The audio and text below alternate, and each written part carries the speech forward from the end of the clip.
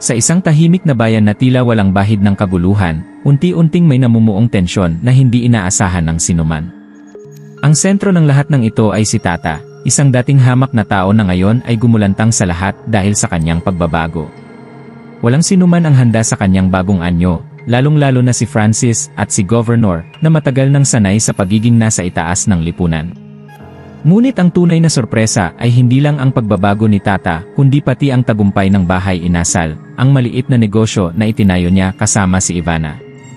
Sa hindi inaasahang pagkakataon, itinanghal ito ng World Heritage Organization bilang isa sa pinakamagandang kultural na yaman ng bansa. Ang amoy ng iniihaw na karne, ang kakaibang timpla ng kanilang sausawan, at ang pusong inilagay nila sa bawat ulam ay naging dahilan upang puntahan ito ng mga tao mula sa malalayong lugar.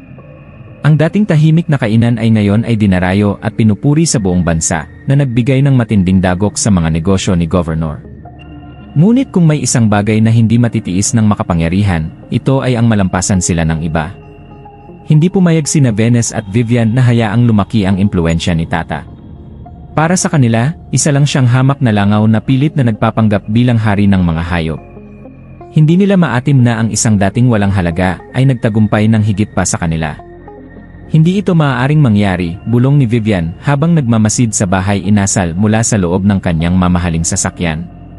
Kailangan nating gumawa ng paraan bago pa tuluyang mawala ang kontrol natin.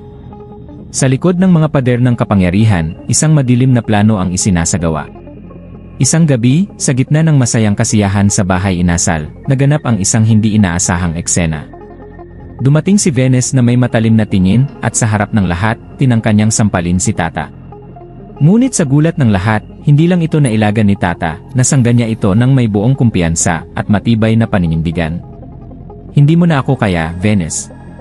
Hindi mo na ako pwedeng yurakan katulad ng dati, malamig niyang sabi habang ang kanyang mga mata ay nagliliyab sa galit.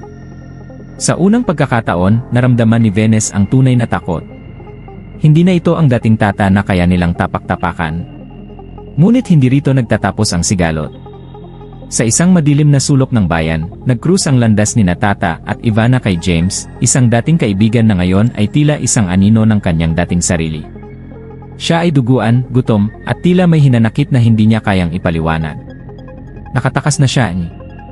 Bulong ni James habang nanginginig ang kanyang kamay. Siya ang may kasalanan ng lahat, si Venus. Nagkatinginan sina Tata at Ivana. Ano ang ginawang kasalanan ni Venus kay James? Paano siya nauwi sa ganitong kalagayan?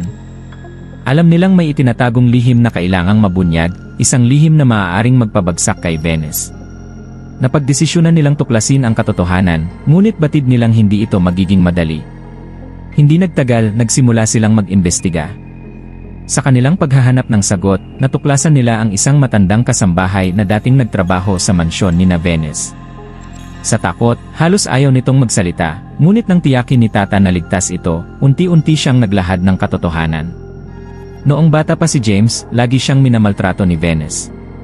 Hindi lang siya basta binubugbog minsan, ikinukulong siya sa madilim na silid sa loob ng maraming araw, pahayag ng matanda habang nanginginig ang boses. Hanggang sa isang araw, may nangyaring hindi inaasahan, isang gabi, nakitang duguan si James sa harap ng mansyon. Sinabi nilang aksidente yon, pero hindi yon ang totoo. May isang taong nakakita kay Venus na itinutulak si James mula sa mataas na hagdan. Halos hindi makapaniwala sina Tata at Ivana sa kanilang narinig. Hindi lang simpleng kasamaan ang ginawa ni Venus, isa itong malupit na pagtatangka upang patahimikin ang isang inosenteng tao. Ngayon, nagkaroon sila ng matibay na dahilan upang ipaglaban ang hustisya para kay James.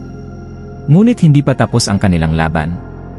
Sa kanilang patuloy na pagsisiyasat, natuklasan nilang may mas malalim pang sikreto sa likod ng kasamaan ni Venus, isang sikreto na may kinalaman kay Francis. Ano ang tunay na kaugnayan ni Francis kay Venus?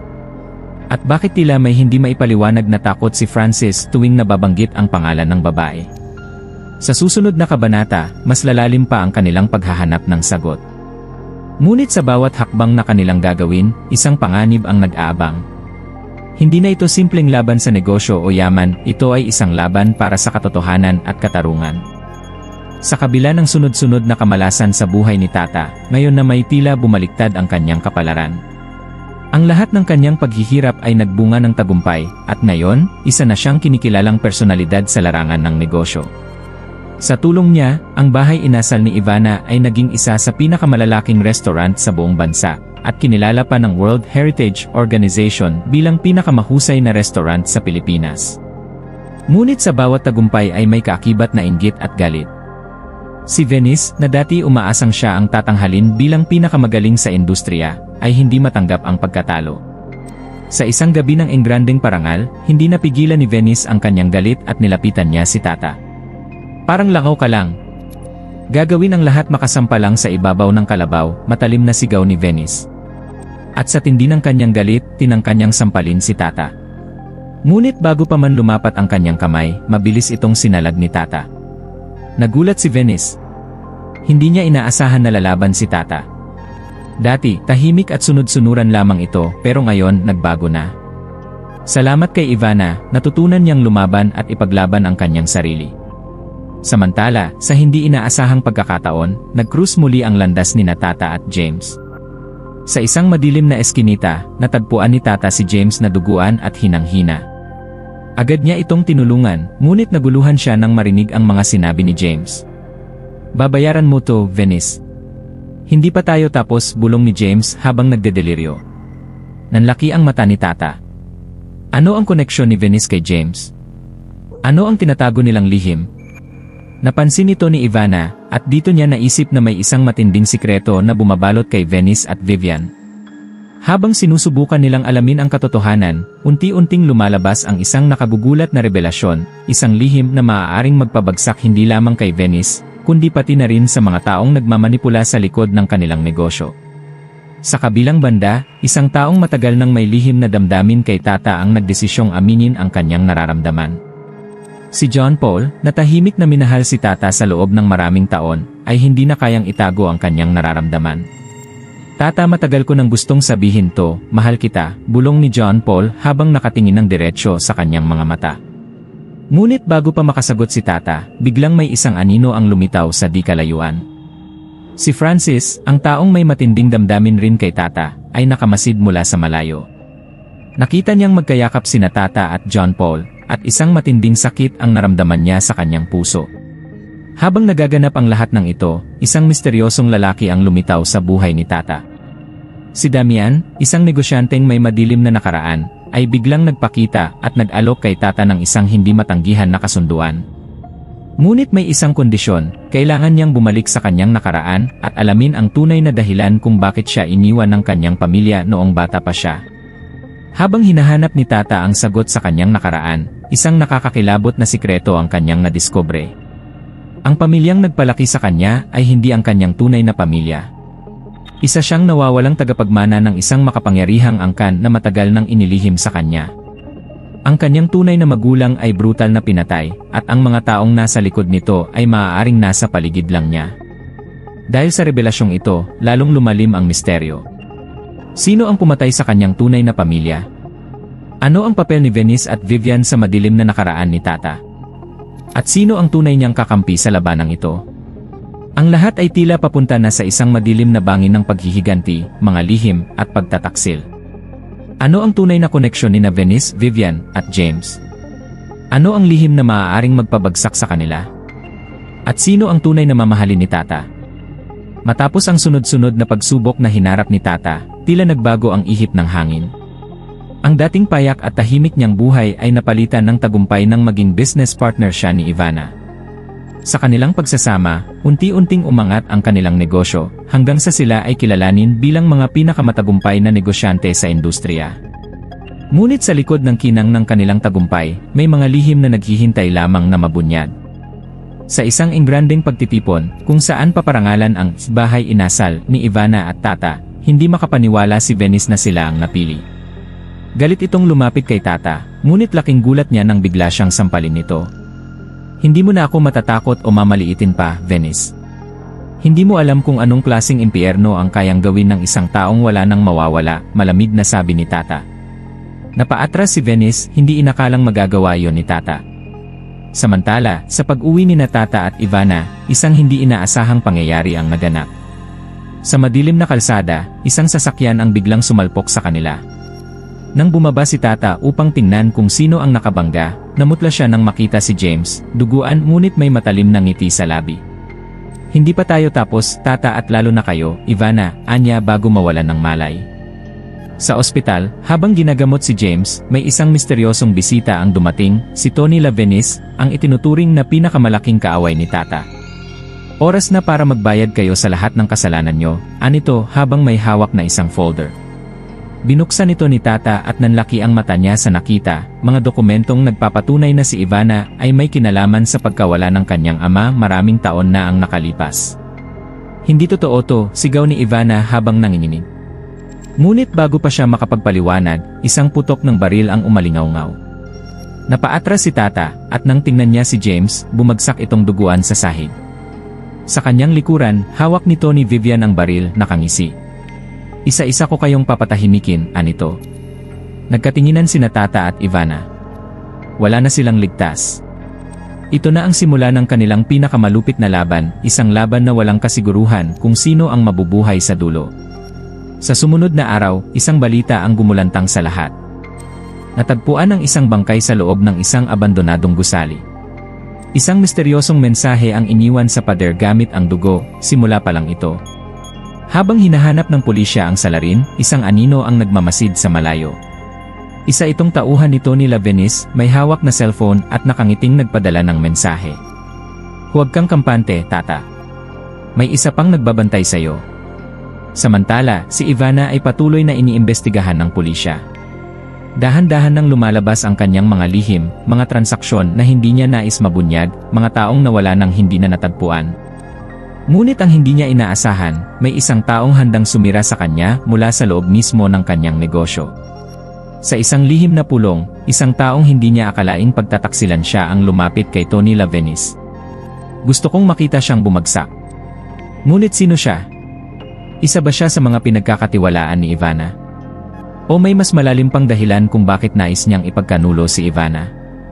Samantala, isang misteryosong pakete ang dumating sa opisina ni Tata.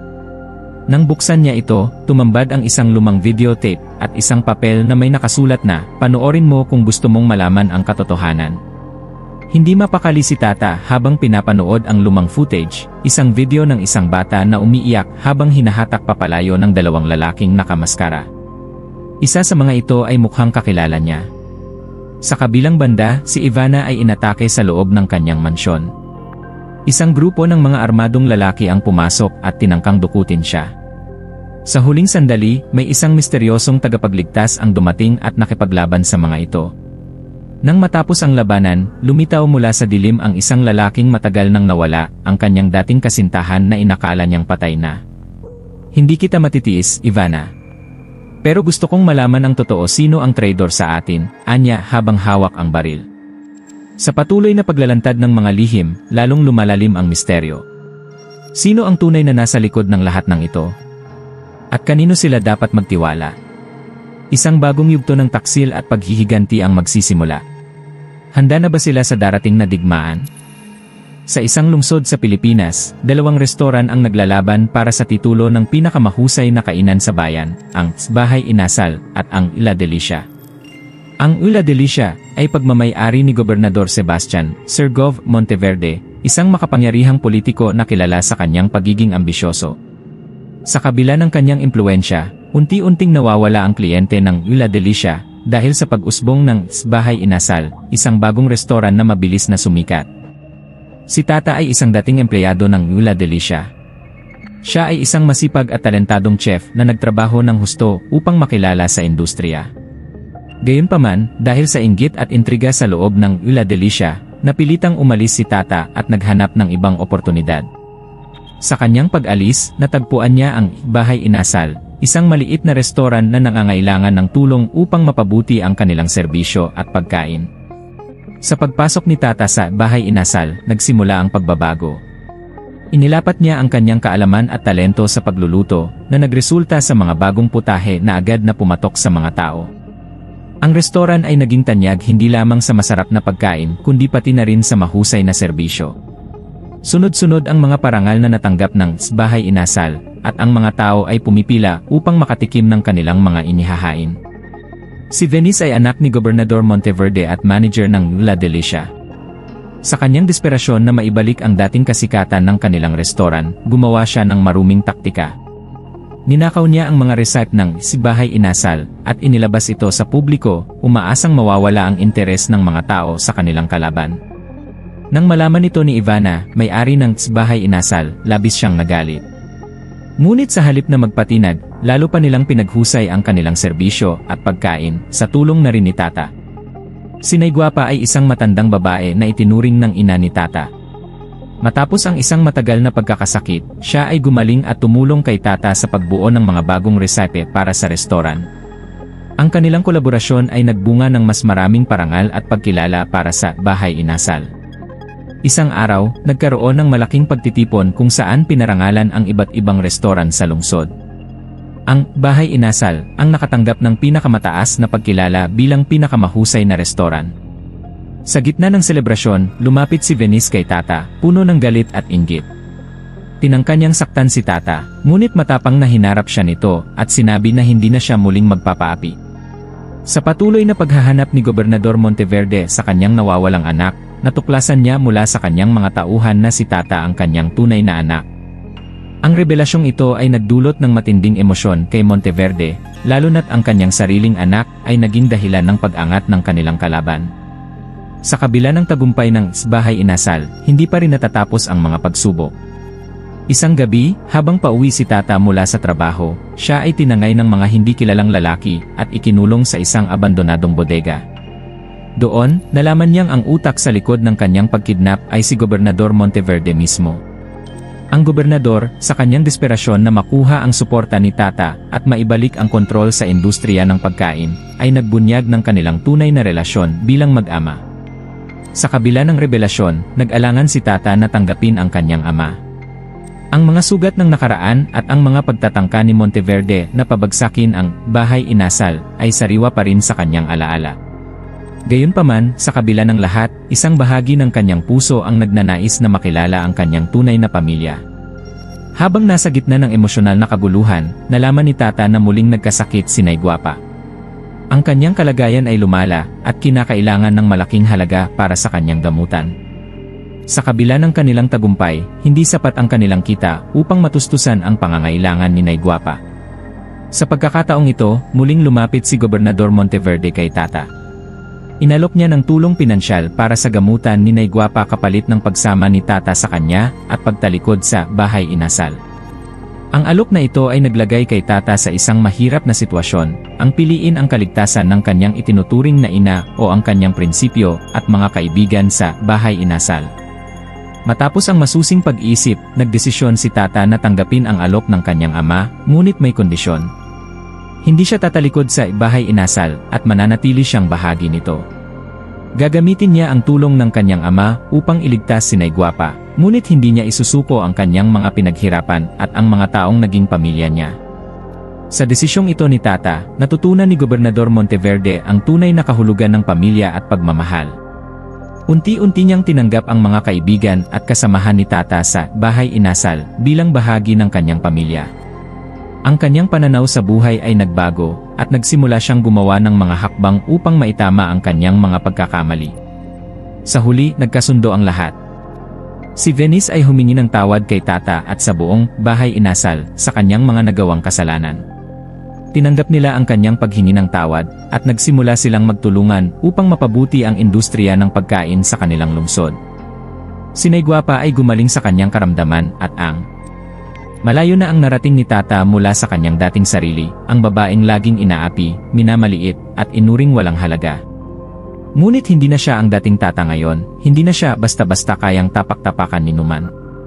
Malaki ang utang na loob ni Tata kay Ivana, ngunit gayon din si Ivana kay Tata, sapagkat dahil kay Tata ay nakabangon muli ang Bahay Inasal. Dumating ang isang engranding event sa industriya ng pagkain sa Pilipinas, isang awarding ceremony para sa pinakamahusay na mga restaurant sa bansa. Isa sa mga pinarangalan ng isang world-class organization ay ang Bahay Inasal. Lahat ay bumilib sa kalidad ng kanilang mga pagkain at inulan sila ng mga papuri. Ngunit habang nagdiriwang ang lahat, isang taong hindi natutuwa ang naroroon, walang iba kundi ang bruhang si Venice. Hindi niya matanggap na malayo na ang narating ni Tata, malayo na ang naging tagumpay ng dating inaapi-api niya lang. Sa kanyang panibugho, wala siyang sinasanto. Sa gitna ng kasiyahan at mga kilalang tao, lumapit siya kay Tata at malisyosong bumulong, ang langaw gagawin ang lahat para lang makatungtong sa kalabaw. At bago pa makasagot si Tata, tinangka siyang sampalin ni Venice. Ngunit iba na ang Tata ngayon, sa isang iglap, nasalag niya ang kamay ni Venice at matapang na itinuro ito sa mukha niya. Hindi mo na ako basta-basta kayang tapak-tapakan ngayon, Venice. Nagulat nga ang bruhang pagkat hindi niya inaasahan ang tapang na ipinakita sa kanya ni Tata. Hindi na ito ang dati niyang inaalipusta, ngayon kaya na nitong lumaban. Samantala, sa ibang dako ng kwento, isang karakter ang muling babalik sa eksena, walang iba kundi si James. Matagal nang nakakulong sa mental facility, siya ay nakatakas. Simula pa lang, hindi naman siya dapat na naroroon, isang kasinungalingang plinano ni Vivian upang palabasin na isa siyang baliw. Lahat ng ito ay ginawa upang mapigilan siyang ibunyag ang baho ni Venice at ang totoong relasyon niya dito. Habang tumatakas, nakilala niya si Marco, isang dating sundalo na may sariling mga lihim. Nagkasundo silang tulungan ang isa't isa upang makamit ang kani-kanilang mga layunin. Habang nagtatago, natuklasan ni James ang isang madilim na sikreto tungkol sa bahay inasal. May mga ulat ng mga nawawalang tao na huling nakita sa paligid ng restaurant. Nagsimula siyang mag-imbestiga at natuklasan na mayroong lihim na silid sa ilalim ng restaurant kung saan nagaganap ang mga iligal na aktibidad. Ang mga ito ay pinamumunuan ng isang misteryosong tao na kilala lamang sa alias na Senyor. Sa kanyang paghahanap ng katotohanan, natuklasan ni James na si Senyor ay walang iba kundi si Don Fernando, ang ama ni Venice. Ang pamilya ni Venice ay matagal nang sangkot sa mga iligal na gawain, at ang bahay inasal ay ginagamit lamang bilang front upang pagtakpan ang kanilang mga krimen. Sa kanyang pag-imbestiga, natuklasan din ni James na si Tata ay walang kamalay-malay sa mga nangyayari sa ilalim ng kanyang restaurant. Ginagamit lamang siya ni Don Fernando bilang panangga upang hindi mahalata ang kanilang mga iligal na gawain. Nagpasya si James na kausapin si Tata at ibunyag ang kanyang mga natuklasan. Sa una, hindi makapaniwala si Tata, ngunit nang ipakita ni James ang mga ebidensya, napagtanto niya ang katotohanan. Sa kabila ng panganib, nagpasya si Tata na makipagtulungan kay James upang ilantad ang mga krimen ng pamilya ni Venice. Humingi sila ng tulong kay Marco at sa ilang mga kaibigan upang makakalap ng sapat na ebidensya laban kina Don Fernando at Venice. Sa kanilang pagsisikap, natuklasan nila ang mas malalim pang mga lihim na nag-ugnay sa pamilya ni Venice sa iba pang mga mataas na opisyal sa gobyerno at pulisya. Habang papalapit sila sa kanilang layunin, nalaman ni Don Fernando ang kanilang mga plano at nagpadala ng mga tauhan upang patahimikin sila. Isang gabi, habang nagtatago sa isang abandonadong gusali, inatake sila ng mga tauhan ni Don Fernando. Nagkaroon ng matinding labanan kung saan nasugatan si Marco. Sa kabila ng kanyang sugat, nagawa niyang protektahan sina Tata at James at mapatay ang ilan sa mga tauhan ni Don Fernando bago siya tuluyang mawalan ng malay. Sa tulong ng mga ebidensyang nakalap nila, nagawa nilang makipag-ugnayan sa isang matapat na mamamahayag na handang ilantad ang katotohanan. Isang malaking expose ang nailathala na nagdulot ng malaking eskandalo sa buong bansa. Dahil dito, naaresto sina Don Fernando at Venice kasama ang iba pang mga sangkot sa kanilang sindikato. Sa kabila ng mga pagsubok, nagawa ni Tata na muling itayo ang bahay inasal, ngayon ay malaya na mula sa anino ng korupsyon.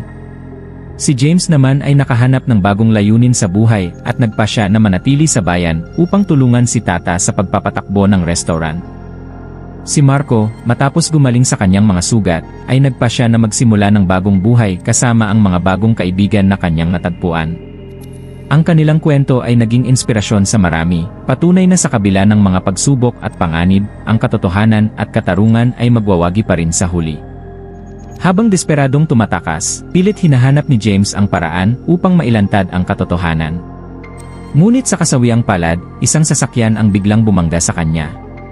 Nangangatog ang kanyang katawan, unti-unting nanlalabo ang kanyang paningin.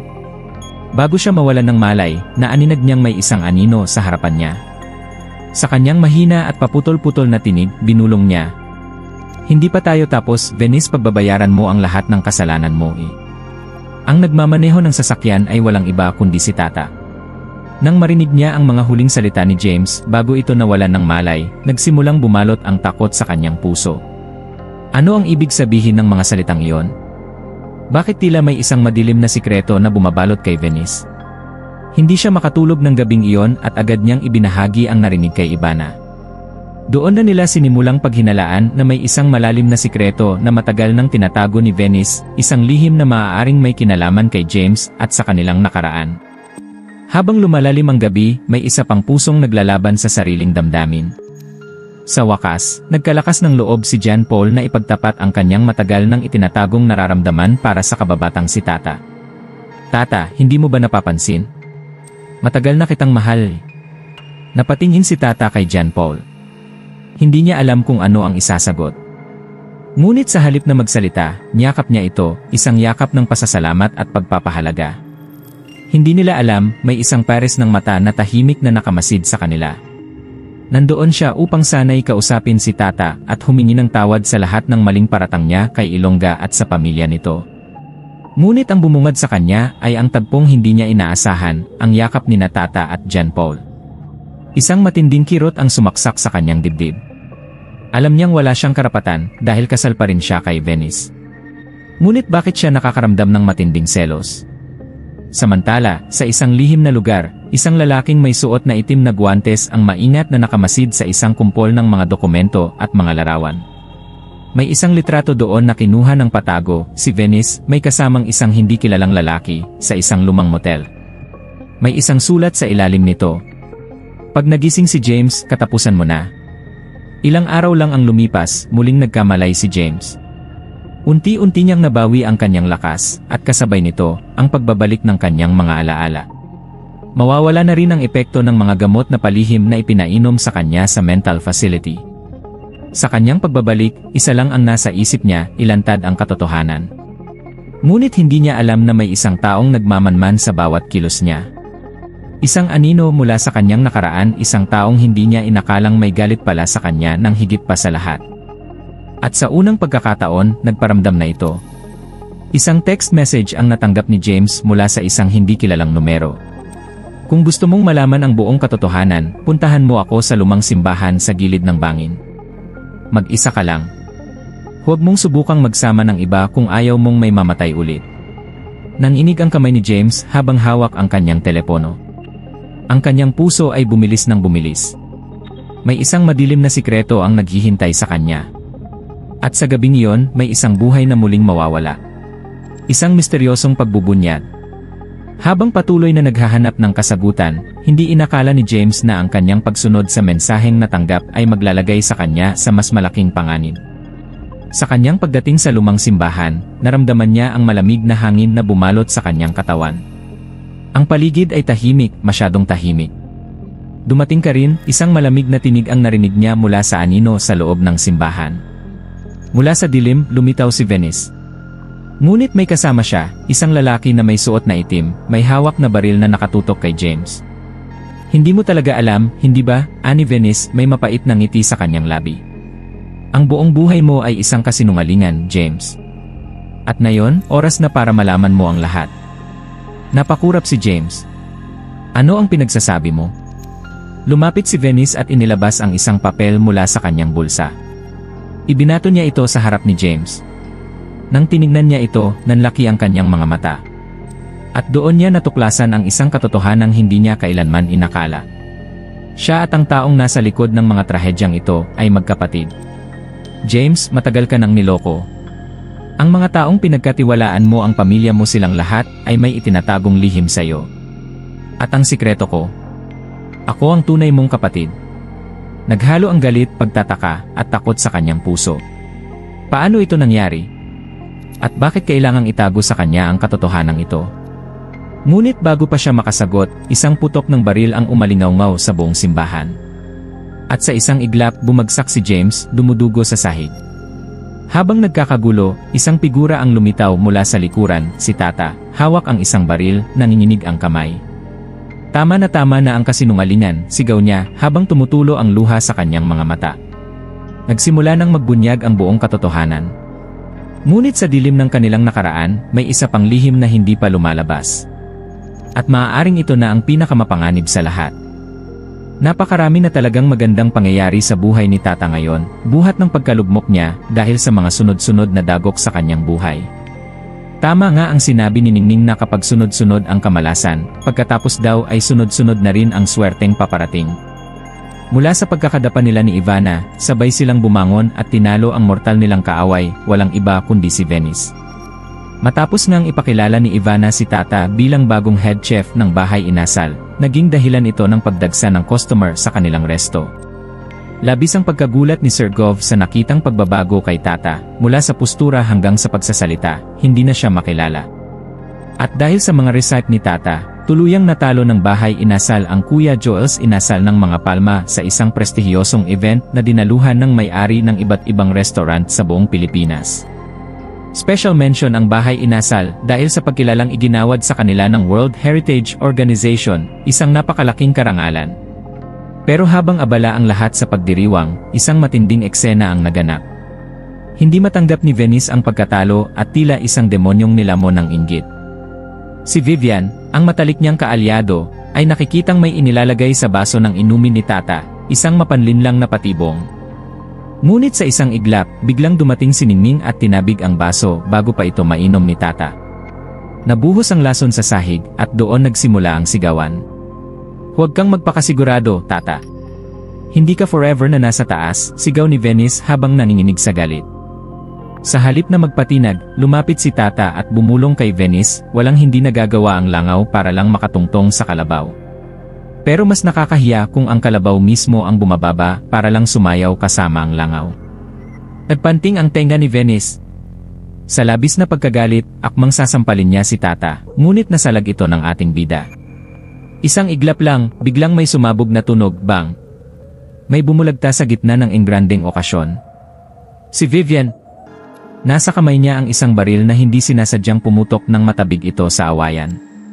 Gumulong sa sahig si Venice, sumisigaw sa gulat at takot. Samantala, si Tata ay nanatiling matatag, hawak-hawak ang kamay ni Ivana na nanginginig. Naging kaguluhan ang buong event, ang mga pulis ay dumating, at ang investigasyon ay agad na isinagawa. Sa kabila ng trahedya, lumabas ang katotohanan, matagal nang may itinatagong lihim si Venice at Vivian. Sila pala ang nasa likod ng sunod-sunod na pagkasunog ng mga branch ng bahay inasal, pati na rin ang pagkawala ng ilang mga empleyado. At ngayon, hindi na sila makakatakas. Dinala si Venice sa kulungan habang si Vivian ay isinugod sa ospital sa pagitan ng buhay at kamatayan. Si Tata, isang bayani sa mata ng marami. At habang siya'y nakatayo sa harap ng kanyang restaurant na puno ng buhay, isang bulong ang lumabas sa kanyang labi. "Hindi ako langaw, Venice. At lalo akong hindi kalabaw. Ako ang bagyong hindi mo kailanman kayang pigilan." Ngunit ang akala nilang pagtatapos ng laban ay panibagong simula lamang pala ng mas madilim na yugto. Ilang gabi ang lumipas, sa isang madilim na eskinita, may isang aninong nagmamasid. Isang lalaking may peklat sa mukha, suot ang itim na jacket, at may hawak na lumang larawan ni Tata. "Matagal kitang hinanap ngayon, oras na para singilin ka sa lahat ng atraso mo," anya sa malamig na boses. Samantala, sa kulungan, si Venice ay hindi mapakali. May dumalaw sa kanya, isang misteryosong lalaki na may suot na itim na gloves. "Gusto mo bang makaganti?" "May paraan," bulong nito habang inilapag ang isang papel sa mesa. Sa kanyang mga mata, isang nakakapangilabot na ngiti ang lumitaw. Habang akmang sasampalin ni Venice si Tata, biglang sumulpot ang ating bida at sinalag ang kamay ng bruha. "Hindi mo na ako kayang tapak-tapakan, Venice. Hindi na ako tulad ng dati," matapang na sambit ni Tata. Hindi nila alam na may mga kamera nang nakatutok sa kanila, mga kamera mula sa media, mula sa mga taong nais ibunyag ang katotohanan. Sa isang iglap, nagtrending ang insidenteng iyon. Bumaha ng negatibong komento laban kay Venice, habang si Tata ay tinanghal na biktima ng kanyang kasakiman. Ngunit lingid sa kaalaman ng lahat, may mas malaking pasabog pang paparating. Sa kabilang dako, isang madilim na anino ang lumitaw sa kanto. Isang lalaking duguan, gusgusin, ngunit ang kanyang mga mata ay nag-aalab sa galit, si James. Matapos ang matagal na pagkakakulong sa mental facility, nakatakas na rin siya. Ang kanyang misyon: tuldukan ang mga kasinungalingan ni Venice at ang pamilya Hermoso. Ngunit hindi niya inaasahan ang isang mas malaking revelasyon, isang sikreto na babago sa lahat ng kanilang buhay. Habang naglalakad sa kalsada, bigla siyang nabangga ni Tata at Ivana. Sa kanyang paghahabol ng hininga, hinawakan niya ang kamay ni Tata at sinabi sa mahinang tinig, "Hindi pa tapos ang laban ko kay Venice." At sa isang iglap, nawalan siya ng malay. Dali-dali siyang dinala sa ospital. Hindi lang ito simpleng pagkahimatay. May malaking sugat siya sa kanyang katawan, tila sinubukan siyang patahimikin ng pamilya Hermoso bago pa siya makatakas. Ngunit may mas matinding revelasyon pa siyang dala. Nang magising si James, inakala niyang si Venice ang kaharap niya at sumigaw, "Ikaw ang sumira sa buhay ko. Hindi mo dapat ginawa ito." Ngunit nang mahimasmasan siya, nakita niyang si Tata ang nasa harap niya. Hindi na niya mapigilan ang kanyang bibig. "Tata, may sasabihin ako sa'yo. Hindi ikaw ang tunay na asawa ni Francis. Ako at si Venice ang tunay na mag-asawa." Nyanig ng revelasyong ito si Tata. Sa isang iglap, bumagsak ang mundo niya. Paanong nangyari yon? Paanong nagawa iyon ni Venice? Paanong nakaya ni Francis na magsinungaling ng ganito kalaki? Ngunit bago pa siya makasagot, isang boses ang pumailan lang sa loob ng ospital. Ano ang narinig ko? Napalingon silang lahat, si Francis, galit na galit, at sa tabi niya, si Venice, na putlang-putla na tila binagsakan ng langit at lupa. Hindi totoo yan, sigaw ni Venice, ngunit huli na. Isang abogadong may hawak na papeles ang lumapit. Narito ang ebidensyang nagpapatunay na si Venice at si James ay kasal bago pa niya pinakasalan si Francis.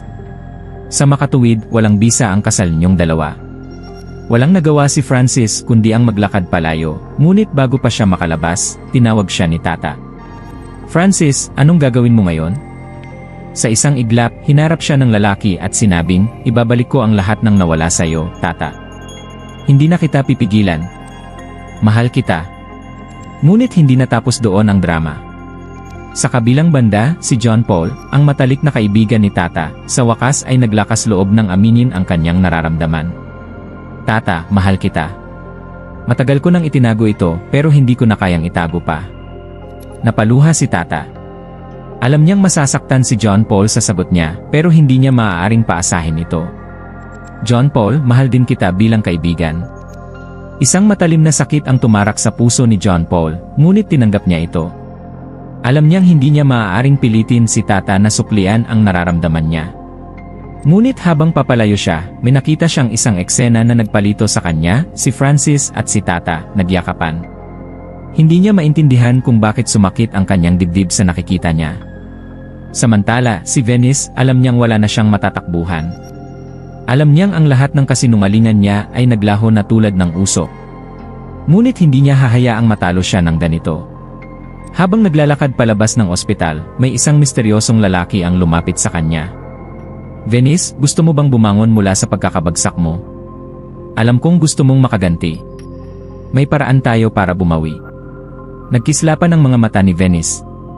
"Ano nang ibig mong sabihin?" May isa pang sikreto ang pamilya Hermoso na hindi pa nalalaman ng lahat, at kapag nalaman nila ito, lahat ng natitira nilang reputasyon ay tuluyan ng mawawasak. Sa puntong iyon, hindi pa tapos ang laban. Ang tunay na digmaan ay magsisimula pa lang.